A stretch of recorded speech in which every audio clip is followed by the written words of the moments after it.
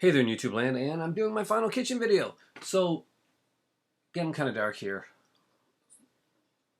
Kind of wanted to do it over there, but we'll go with this one for this last one. This is my last kitchen videos. Hopefully you guys are liking these because I feel kind of energized with these kitchen type videos. So we'll do these right now because I kind of want to do them right now. I'm a huge James Bond fan. If there was anything that I was going to, if I was going to be stuck on a desert island for like 20 years and I had electricity and you know, you do this with your friend all the time. Like, what would you bring? What movie would you watch type of thing? Well, I would have the James Bond franchise. That's what I'll go with. I would pick this set right here. This set is amazing. If you don't have the Bond 50 set, shame on you. You should get it. It's amazing. Bond is incredible. And there's been like highs and lows with James Bond, and that's what I want to talk about basically. I want to do my list video of all 23 James Bond from 22 up to number 1, listing my least favorite to my favorite. And I know that's a kind of a daunting task to do because people are so strong with their thoughts on Bond. They have really, this Bond is the Bond. Their Bond is the Bond, and everybody feels like that. It's kind of like when you're watching Doctor Who and the doctor that you like, the doctor that you're really into, that's kind of your doctor, and you feel protective of that doctor. You're like, somebody says, I'm not sure about that Tom Baker thing. What do you mean you're not sure about Tom Baker? Tom Baker was an amazing doctor. You get that. It's the same thing with Bond, Well, I really liking that Daniel. Well, Connery's the Bond. He's the Bond. How can you even be saying that? How can you not say Connery's the Bond? Conversations like that start all the time. So let us start from number 23. New tongue. 23, right up to number 1 with my top 23 James Bond films, starting from least favorite to number 1, which is my favorite. See if you can figure it out before I get to it, or at least before I get to the top 5. And if you can, just get around to the top 5 part. Put your thought down in the comment section down below. Let me know your James Bond, whether you want to do a video response, which I would love, or you want to just do a comment in the section down below and just let me know all the Bonds, which is also awesome. Number 23, Quantum of Solace. Yeah, Quantum of Solace. It's one of the newer ones, Daniel Craig. A character just didn't fit. He didn't seem like Bond, and not just because he hadn't reached that Bond stage yet, but because his characterization just didn't work from Casino Royale to Quantum of Solace. There just seemed to be something off through that entire film. The script was pretty bad. It was kind of shoddy. It was kind of pretentious. The music was horrible. Quantum of Solace is hands down the worst James Bond theme song of all time. And I am going on the record saying the worst James Bond theme song of all time that I have ever heard. It was not a good movie. The action was not well shot, and that's important for a James Bond film. It is filled with action and set pieces. That's like having a Friday the 13th movie and then cutting out all of the gore. Oh, hi, Paramount. But yeah, that's what happens, and Quantum of Solace kind of did that. 23, Quantum of Solace. Number 22, The Man with the Golden Gun. I know a lot of people love that because Christopher Lee's in it, and I love Christopher Lee. I love Hammer films. My better half loves the Lord of the Rings series. And you know what? Awesome stuff. Man with the Golden Gun, not any of that stuff. No, it's not. It really isn't. It has a couple nice like pieces in it. The mirror kind of thing, not too bad. Kind of dig that. The whole storyline, the pace of the film just seems a little bit off. And it never really gets there into that spot. When you have a guy like Christopher Lee playing your villain, you kind of set the bar a little high. So maybe that's why when you actually watch the film, it's a lot lower. Such a shame, but Christopher Lee, maybe you should have chose Dr. No when you had the choice, when you were off that role. Yeah, just saying. Number 21, Moonraker. This is actually my better half loves like this. She thinks it's a cheesy fun thing fest, and as for cheesy fun fest, it's not that bad. But for me, when I watch, and I watched a lot of those in the theater. Moonraker is one of the ones that I did see in theater. Drax is a fun villain, but he never really comes off the page. He's very kind of a two-dimensional villain. There are some great fun set pieces to James Bond. I mean, and most of these films are alongside from Quantum of Solace and Man with the Golden Gun. A lot of these films I actually like, so they're just lower down in the list. And I want to give an actual thoughts on my on what I really think. And Moonraker is one where I think they screwed with the character of Jaws. I know it would seem like a really good thing for like little kids at the time and stuff like that, have the Jaws character seem more likable and get a girlfriend and all that type of thing. But Jaws was a monster of a character. He was scary, really freaking scary, and Richard Kiel did a great job at that. Oh man! And you could have seen him come back and be more of a badass again and again. But they were going down a dangerous path when they started this with the series, and we know what happened. But that being said, yeah, I cannot even. I know. I gotta be honest. That really is the spot that it gets on my list. For all Moonraker fans, I know I apologize, but it is really. It's not one of the better in the Bond series of films. For number 20, yeah, number 20, it is A View to a Kill. This was the last Roger Moore film, and at the time, Roger Moore was like, was very suave and did the best job that he could do. But he was Roger Moore, but he was getting older. The script was not the best that it could be. It had Christopher Walken. Again, you set the bar fairly high for me when you put Christopher Walken in a film. I was already a fan of Christopher Walken even back then, before the whole Christopher Walken phenomenon didn't come into play. But we had Tanya Roberts in there as well. I thought she was gorgeous. But it just I don't remember seeing this in the theater and being not completely overwhelmed with the film. I thought it was fun. Dolph Lundgren early role in that movie. For ages, you'd only be able to get like the movie A View to a Kill on VHS. And on VHS, back then it was full screen. So Dolph Lundgren's entire sequence in James Bond, A View to a Kill, not on the VHS version because it's pretty much cut off in size. That's number 20 for me. Some of these are going to be really controversial, just letting you know. Number 19, Thunderball. I watched Thunderball in theater, last year. There was a digital movie festival here, and they showed a lot of movies. I got to see one that's high on my list, and I got to see this one right here. Thunderball is a fun film. There's a lot of great pieces in Thunderball, but the villain is a bit of a snooze fest. I'm not going to lie to you, the villain is not the best. It is amazing technical work that they did with the underwater sequence in the fighting, and that was incredible. I think that was something to be applauded. That being said, it did seem overly long, and it did seem a little bit boring, a little bit ridiculous at times. They're just my thoughts. That's how I felt about it. Thunderball, because of being overly long, having a bland villain, and just being stuck up more on the technical aspects of getting it done right, and they did get that right, rather than actually crafting what would have been an awesome fight sequence at the end of the film. Seemed more of a here or there kind of a mess, like a family circus. In the family circus, when you see oh, I came home, and they show this really long map thing of all these sideways turns and places and that they took along the way. That's the way it seemed to me. That's how Thunderball's fight seemed, kind of all over the place, scattershot. Number 18, Dr. No. I know. It's the beginning. It's the first. It's a Connery. How dare I put a Connery and the classic Dr. No with Ursula Andress, who is beautiful, beautiful, beautiful woman, down this low. But honestly, it's not one of my favorites. It is before the whole idea of what a Bond film should be really came to place. That wouldn't actually come into play until the third film. Everything that you know about James Bond, or you think you know about James Bond from the films, that kind of came into it about pretty much set it in stone in Goldfinger. That's when we had all those things come together in place to make actually, okay, this is what a Bond is. Here's your blueprint. Go make movies from there on. And that's kind of how it worked from there. But Dr. No was still, it was a good film. It was an interesting film. There's nothing wrong with Dr. No. It's just on my list of movies that I go to watch, it's not one of my first ones. I liked it, but no, not one of my first ones. Okay, now let's count again because I totally forgot now. Okay, number 17. Die Another Day. Now, unlike many people who completely hate and abhor this as a Bond film, I really don't think it's that bad. I mean, are there some silly things in it? Are there some kind of outreaching every Bond movie has that? And people tend to pick on this one because I don't know. Because maybe Halle Berry was in it and people thought she was overexposed at the time.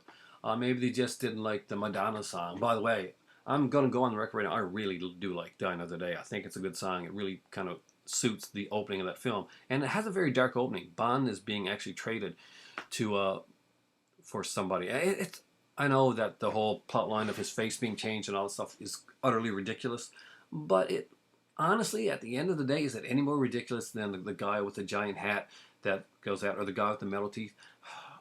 No, not really. Invisible cars, stuff. There's more science fiction aspects to it, kind of like Moonraker. But that being said, that's not high. This is not high on my list either of movies.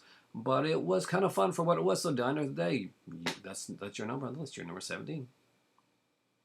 Number 16, You Only Live Twice.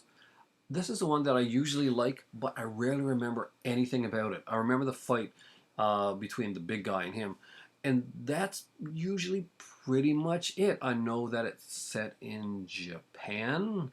There's a scene at the beginning where he dies, sort of. He gets shot at, but it's not a memorable film. For me, maybe a top on somebody else's list.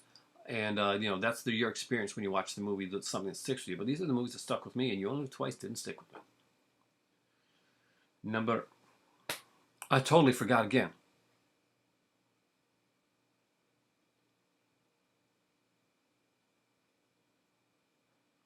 Number 50, Tomorrow Never Dies. Pierce Brosnan is who I thought would be the perfect James Bond, and he does a great job in the role. Though Tomorrow Never Dies really never hits above the spot that it should. It has a decent cast in it. The villain is okay, and I kind of see where they're going with it, but I don't think it catches on fire the way that it should. Is it a fun film? Yeah. Is it one of the better Bond films? No, not really. But I did enjoy it. Number 14, Octopussy. Yeah, Octopussy actually got above Doctor No, and You Only Live Twice, which is going to shock a lot of people. But you know what? It had Louis Jourdan, it had Maud Adams. There were fun aspects of Octopussy that I really did enjoy. Although it's usually lauded on as one of the lesser or worst James Bond films, it had all the elements that were there. It was a fun film. The villain was more suave, and the villain often makes the movie. And it was named Octopussy. There's got to be some bonus points for that. It actually has taken that double entendre name and actually put it in the title of the film. It's like calling the movie Pussy Galore or Xena Onatopp. It just works for this film. And who doesn't like Louis Jourdan? He's a really cool dude. Number 13, The Living Daylights. The introduction of Timothy Dalton, a Bond that is extremely underrated. He did a great job, and he did a Bond that was much more closer to the book Bond than you would see for a long time. His was darker. His was more brutal. He didn't do those lines, those like glib lines the way that Roger Moore did them, and that was kind of good. He kind of just was taking his own thing with it. And long before Daniel Craig would look at the bartender and say, with the shaken not stir thing, and say, do I look like I care? That Dalton would already have that down pat and would not get credit for it. And Craig would get credit for all this stuff later on for reinventing Bond into like a darker character. Dalton had already done that, and he did that starting here, not in the best film, but in a really decent film, The Living Daylights. One of my favorite short stories, actually. Number 12, Casino Royale. I'm actually contemplating having this one way higher on my list because I do like Le Chiffre a lot. Mads Mikkelsen is a fantastic actor. He really is. And he plays probably one of my favorite villains in the whole Bond franchise. It's a very realistic villain. He very much is not this. He's not totally in control the way many of the villains are. And I'm going to destroy the world and rob Fort Knox. No, he is a man that is out of options. He has no other choice to do what he does, and you kind of feel for the character, and he does a really good job in this. There are some great set pieces in this. The action sequence at the beginning is utterly phenomenal, and it sets the tone for the rest of the film. We get to see James Bond finally getting his license to kill, and how he got it and who gave it to him, and that is amazing. Daniel Craig, you did an amazing job in this film. You proved all those people that were saying James Blonde and all that kind of crap wrong. It's the same way Michael Keaton did when he did the 1999 Batman film. Both you guys got crap, and both you guys proved your mettle once you got into the role. Number 12? Hope it's 12. Is Diamonds Are Forever. And I flip-flopped on these here, but Diamonds Are Forever has something that I really like in a lot of my Bond films. It has a very quirky set of villains. Very, really strange villains. If you know the strangest that is Crispin Glover, then know the strangest that is Crispin Glover's dad as one of the villains in Diamonds Are Forever. This is kind of like a... They're kind of... The villains are kind of like assassins. There's like kind of slightly homoerotic tone to the characters. It's just a really different... You would see that come up again with Javier Bardem in Skyfall. But it was fun. I mean, I liked Diamonds Are Forever. It was it was a comeback one for Connery, kind of a swan song. There's a lot of things I liked about it. Number 11 is one that I thought was going to be higher on my list, actually. And that is... Okay, I got to make sure I got this right.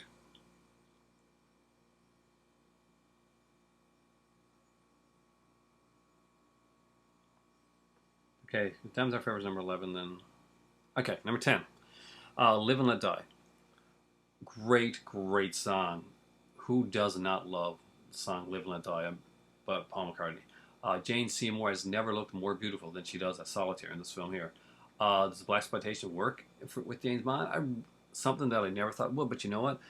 It does here, and it does because Roger Moore is the Bond, and he does do the job extremely well. This is his introduction as James Bond, and I really, really dug it. And Baron Samedi really scared the crap out of me. He totally did. Drink 7-Up! Because, he's in a bunch of 7-Up commercials. If that reference is lost, yeah, he did a lot of 7-Up commercials. Scared the crowd. I mean, there too. I mean, I watched him as Baron Samedi, and as a kid, scared me. He was this creepy voodoo priest type of guy.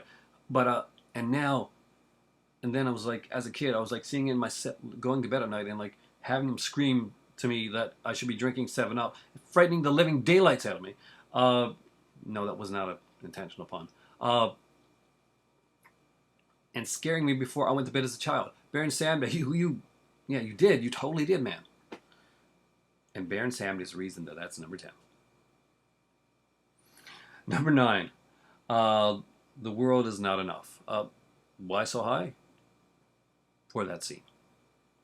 I think it's a fantastic little film, but there is a scene in that movie that epitomizes the way Bond should be played and the way Bond is in a lot of the books.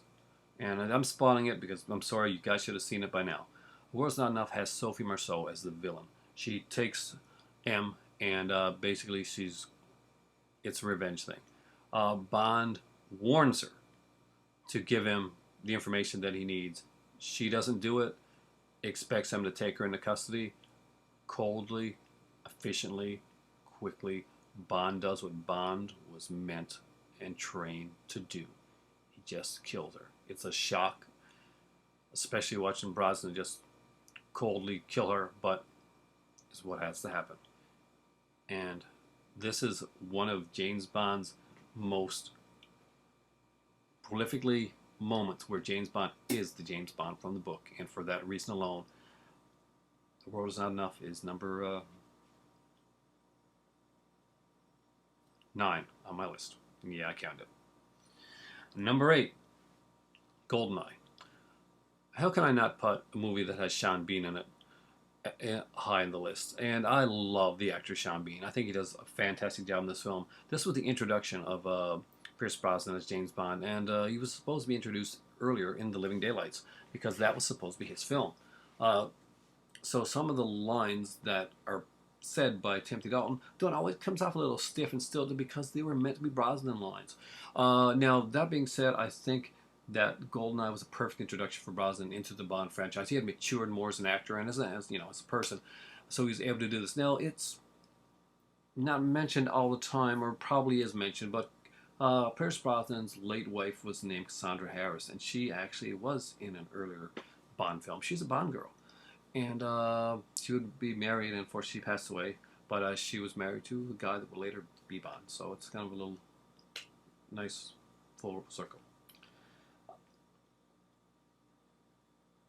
Number 5, The Spy Who Loved Me. The Spy Who Loved Me was just a fantastic film.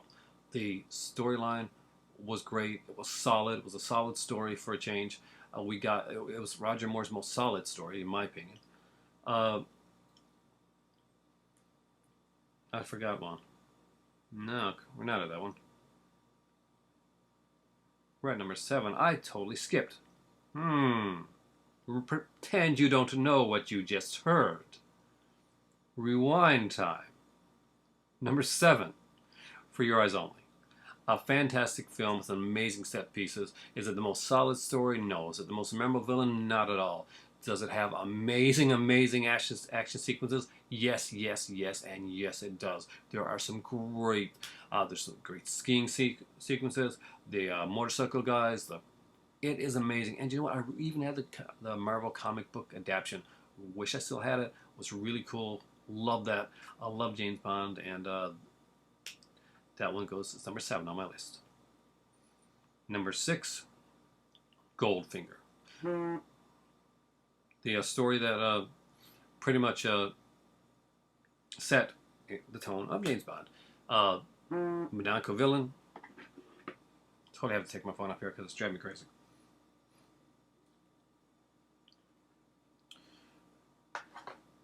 We got the Monaco villain, and unlike the other ones, where basically he's just gonna say out his plot.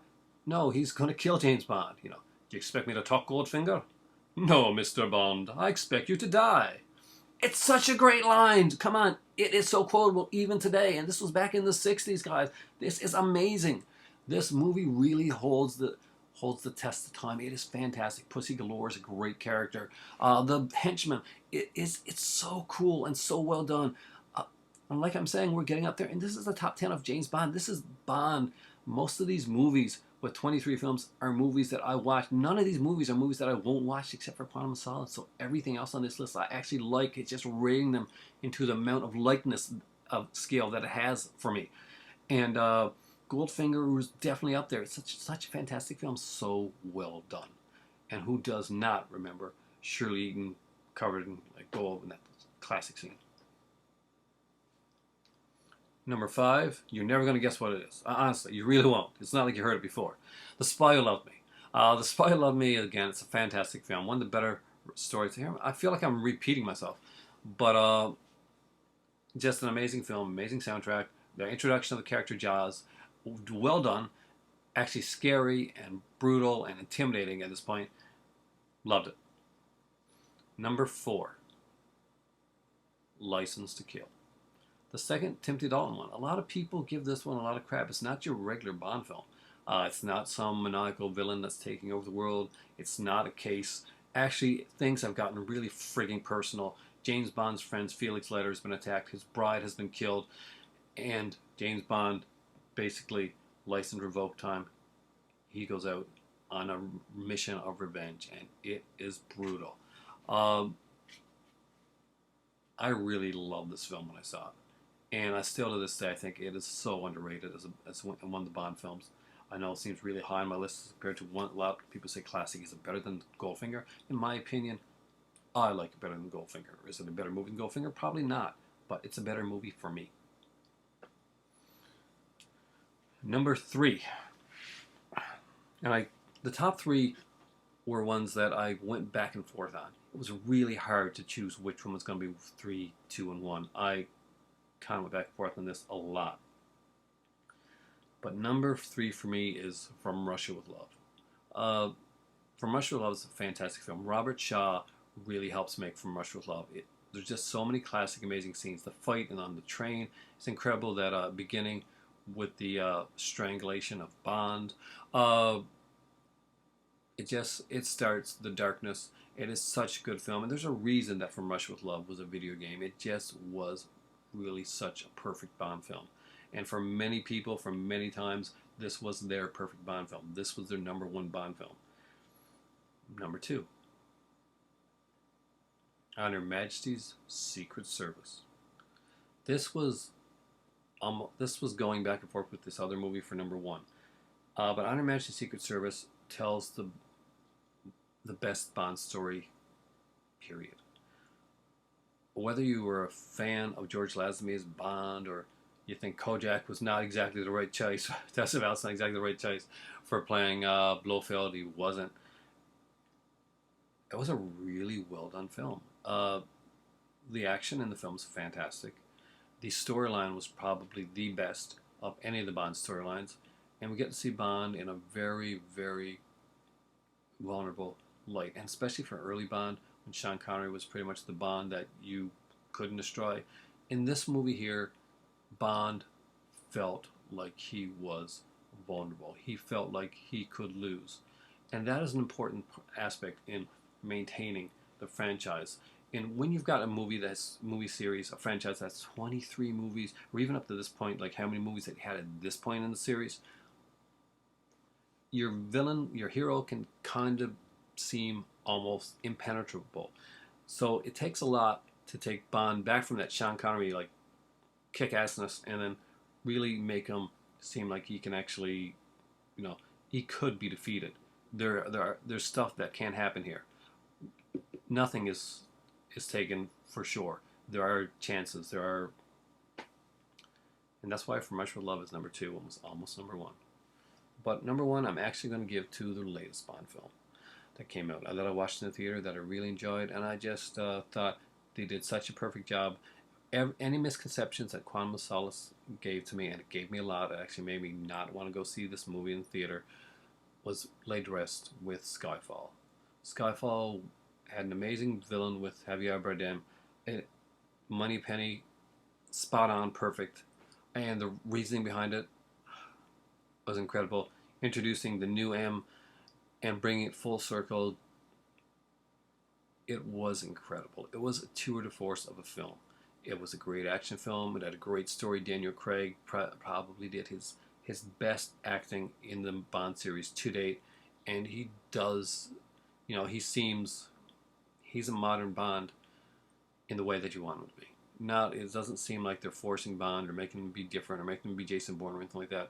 He's Bond. He becomes Bond in this film. He truly does become Bond. And we know that at the end of this film, the Bond franchise at this point seems in extremely good hands. And we're going to get the Bond back that we've known and loved. We've been watching him become that Bond. We see that Bond in Skyfall. And all the stuff that we had to go through before, all that kind of wondering and I'm not so sure about this aspect, not so sure about that aspect, all that was blown away with when Skyfall came out and actually did amazing. And it deserved to do amazing because it really is that good of a film. So there we go, guys. That's my top 23 Bond films.